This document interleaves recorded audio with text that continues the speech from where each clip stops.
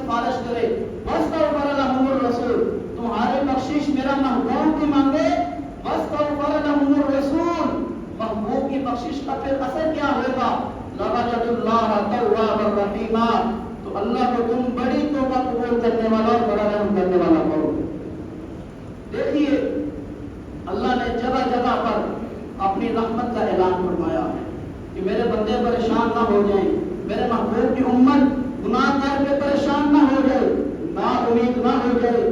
فرماتا ہے کہ میں تو وہ ذات ہوں جو اپنے بندوں کی توبہ قبول کرنے والی ہوں۔ حدیث کے اندر آتا ہے نبی اکرم صلی اللہ علیہ وآلہ وسلم نے ارشاد فرمایا کل بنی آدم خطاء، کہ ہر بنی آدم، حضرت آدم علیہ السلام کی جتنی اولاد ہے، اس کے اندر میں ایک وضاحت بھی پیش کروں گا۔ فرمایا کہ بنی آدم جتنی اولاد ہے، کل بنی آدم خطاء، ہر بندہ غلطی کرنے والا ہے، ہر بندے سے غلطی ہوتی ہے، مگر یہاں پر ایک ضروری وضاحت یہ ہے کہ انبیاء اس غلطی سے پاک ہیں۔ انبیاء کی جتنی ذاتیں ہیں وہ غلطی سے پاک ہیں۔ کیوں؟ اللہ رب العزت نے انہیں معصوم پیدا کیا ہے۔ آج لفظ معصوم کو ہم عام رواج کے اندر جو بولتے ہیں جو کہ غلط ہے، معصوم کی جگہ ہم محفوظ لفظ بول سکتے ہیں۔ معصوم صرف انبیاء کی ذات ہے یا اللہ کے فرشتے ہیں؟ فرمایا کہ صرف انبیاء ہی وہ ذاتیں ہیں جنہیں اللہ نے خطا سے پاک کیا ہے۔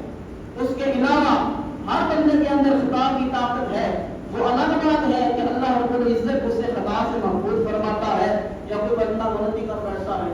فرمایا کل بنی آدم خطاء، ہر بنی آدم یعنی آدم کی جتنی اولاد ہے وہ غلطی کرنے والی ہے۔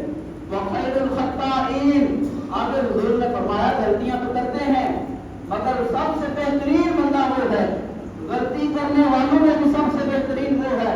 کل بنی آدم خطاء وخیر الخطائین التوابون، غلطی کر کے رب کی بارگاہ میں آ جائے، فرمایا یہ سب سے بہترین غلطی کرنے والا ہے۔ غلطی ہو جاتی ہے، ہر انسان سے ہوتی ہے، مگر فرمایا کہ بہترین وہ ہے، کامیاب وہ ہے جو غلطی کر کے اس پر ڈٹ نہ جائے کہ میں نے غلطی کی ہے، میری غلطی اس میں نہیں، میں کوئی قصور تھا نہیں۔ فرمایا غلطی ہوئی ہے اس کو تسلیم کیا جائے، تسلیم کر کے رب کی بارگاہ میں، لوگوں کے سامنے نہ کرو۔ اگر اعلانیہ طور پہ غلطی ہوئی ہے تو پھر لوگوں کے سامنے کر لو، اگر اعلانیہ طور پہ نہیں، اکیلے میں گناہ سے غلط ہوا ہے تو رب کی بارگاہ میں رات کو بیٹھ کر، تاریکی کے اندر بیٹھ کر اپنے رب کو راضی کرو، وہ رب معاف فرمانے والا ہے۔ فرمایا کہ خیر الخطائین التوابون، کہ غلطی کرنے والوں میں جو سب سے بہترین ہے، فرمایا وہ توبہ کرنے والا ہے۔ ایک اور حدیث کے اندر نبی اکرم صلی اللہ علیہ وآلہ وسلم نے ارشاد فرمایا التائب من الذنب کمن لا ذنب له، انہوں نے فرمایا کہ گناہ سے توبہ کرنے والا بندہ اس طرح ہے جیسے اس نے گناہ کیا ہے۔ یہ ہے توبہ کی فضیلت۔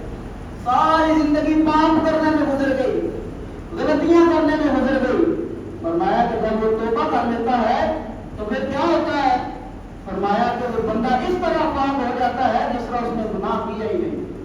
محدثین اس کی تشریح کے اندر لکھتے ہیں کہ وہ بندہ اس طرح پاک ہوتا ہے جس طرح ابھی اس کی ماں نے اس کو جنا ہے۔ ذرا سوچے کہ جو بچہ پیدا ہوتا ہے اس پر کوئی گناہ ہوتا ہے؟ کوئی گناہ نہیں ہوتا۔ فرمایا کہ توبہ کرنے والوں کی بھی یہی حالت ہے، جب بندہ توبہ کر لے تو اللہ اس کے سارے گناہوں کی بخشش عطا فرما دیتا ہے۔ ایک اور حدیث نبی اکرم صلی اللہ علیہ وآلہ وسلم نے ارشاد فرمایا کہ دو قطرے بہانے والے ایسے لوگ ہیں کہ ان کے قطرے زمین پر بعد میں گرتے ہیں، اللہ ان کی پہلے بخشش فرما دیتا ہے۔ دو ایسے لوگ ہیں کہ قطرے بعد میں زمین پہ گرتے ہیں، بخشش اللہ پہلے عطا فرما دیتا ہے۔ ان میں سے پہلا بندہ ہے شہید۔ شہید کو اللہ نے یہ مقام و مرتبہ عطا کیا ہے۔ کون سا شہید؟ جو اللہ کی راہ میں شہید ہو، اس کی نیت خالص ہو، دنیا کا کوئی لالچ یا شہادت کا مقام و مرتبہ دنیا کے سامنے حاصل کرنا نہ ہو۔ فرمایا کہ اس کا قطرہ جب زمین پر، خون کا قطرہ زمین پر گرتا ہے، گرنے سے پہلے اللہ اس کی ساری زندگی کے گناہ بخش دیتا ہے۔ اور دوسرا بندہ فرمایا کہ جو رب کے خوف سے، جو رب کے خوف سے، اللہ کے ڈر سے، دنیا کو دکھانے کے لیے نہیں، بیٹھ کر اپنے رب کے خوف سے اپنے آنسو کا ایک قطرہ بہاتا ہے، قطرہ زمین پر نہیں گرتا، ابھی رخسار پر پہنچا ہے، تو اللہ کے محبوب فرماتے ہیں اللہ رب العزت کو اپنے بندے کی یہ عطا